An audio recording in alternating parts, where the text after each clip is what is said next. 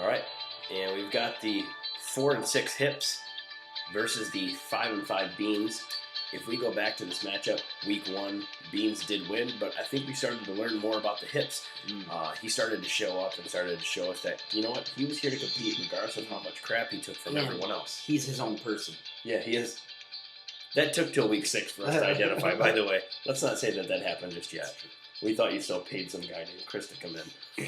Anyway, that said, on the scoreboard it says 118 to 134, but he doesn't have a defense yet, so we'll get to that as soon as we can. But anyway, you got Donovan McNabb going up against Chicago. You're wondering a little bit about the weather.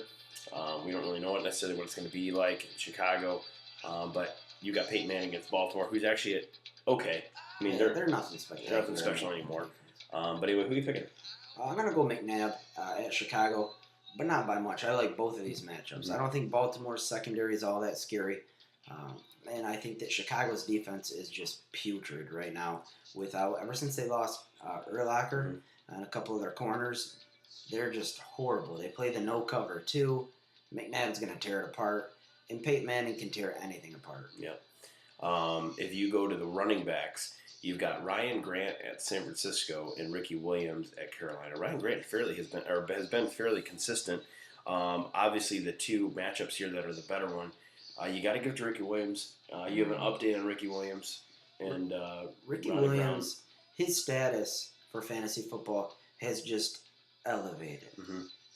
Ronnie Brown is out for the year, and it's kind of funny that DJ was trying to trade him for the past 8 weeks. Yeah, I mean, I'll be honest with you. I gave him deals left and right.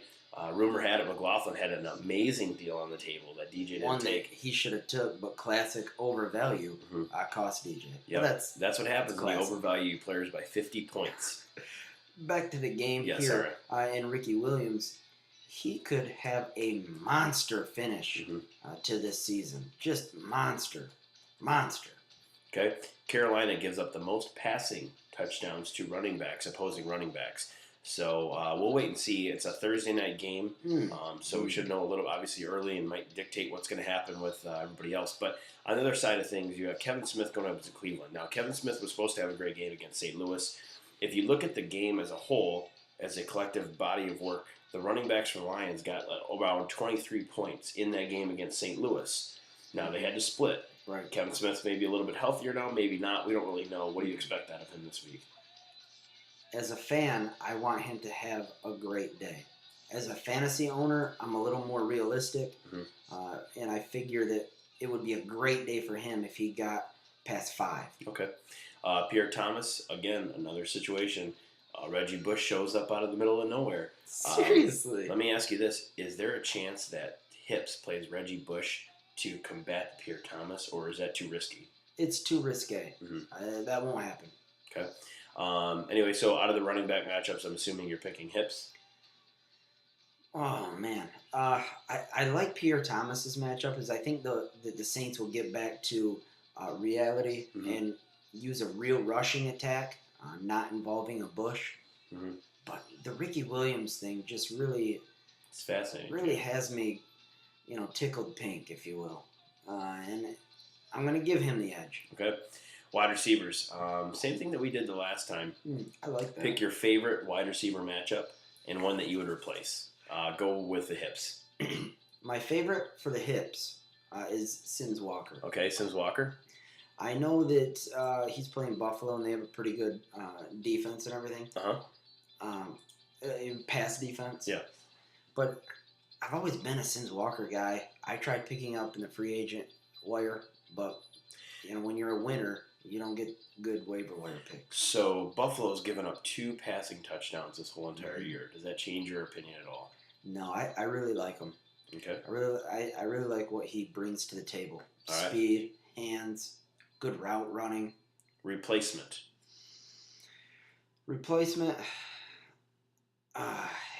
I don't really have one. I think that he's got all the right moves going on. I don't really have one for him. I'm okay with that. I really don't necessarily have one either. Washington has an okay secondary. Yeah, Calvin Johnson against Cleveland is a great matchup, But Kelvin had Hey, three and huge drops he for the was loins. he was looking pretty frumpy. Do you think he's starting to get like every other superstar that's ever come through Detroit and said, it's just not worth it anymore? I mean, if I were him, I would have had it 4 years ago when they drafted me. Yeah.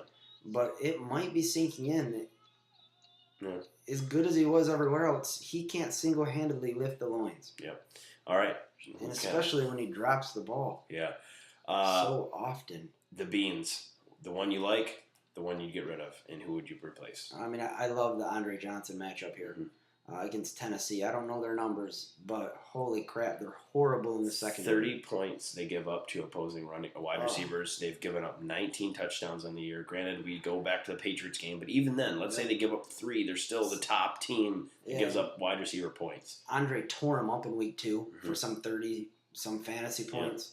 I don't know if it'll be that brutal, but I don't see what's stopping him. Tennessee's defense has not gotten any better since week 2. And Texans coming off of a bye week, so keep that in mind as well.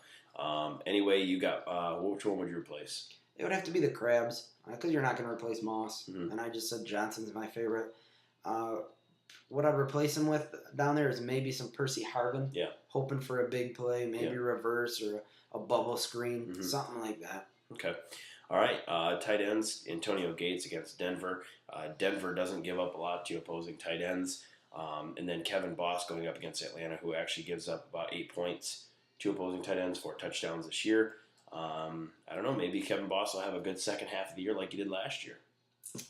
Possible. All right. Sure. Hips does not have a defense. What's he going to do? I don't know. We've been through this before, and last time he just didn't play a defense. So it's not out of the realm of possibility that he's just going to go with an empty. Okay. Or maybe late, Sunday morning he wakes up and figures out, maybe the 2 or 3 points that I lost by last week, maybe a defense could give me that 2 or 3 points to combat the home field advantage. All right, Dolphins at Carolina on Thursday night.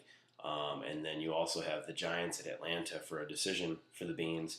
Who are you going to roll with? Carolina gives up 12 fantasy points to opposing defenses, and Atlanta gives up about 5 fantasy points to opposing defenses. I'm going Giants. Okay. Even with that little statistic, I'm going Giants. They're at home. Atlanta's pass offense is a little skeptical right now. Okay. A little skittish even. So I'm going with the Giants at home in the windy Giants Stadium. Okay. All right. So who do you like in this matchup? Dougie, I know you're sitting right next to me. I am. But I have a feeling you're going to say something I'm not going to like. I'm going with the Nipples to keep this division even closer than what it already is. Mediocre and close. And I really like the Ricky Williams thing. Okay. I just can't get over him. All right. I will take the Beans, again, trying to gain some games, but also I feel like I have confidence in my team. Whether that is good confidence, I don't know. Anyway, that's it for this one. We'll be right back with our next matchup.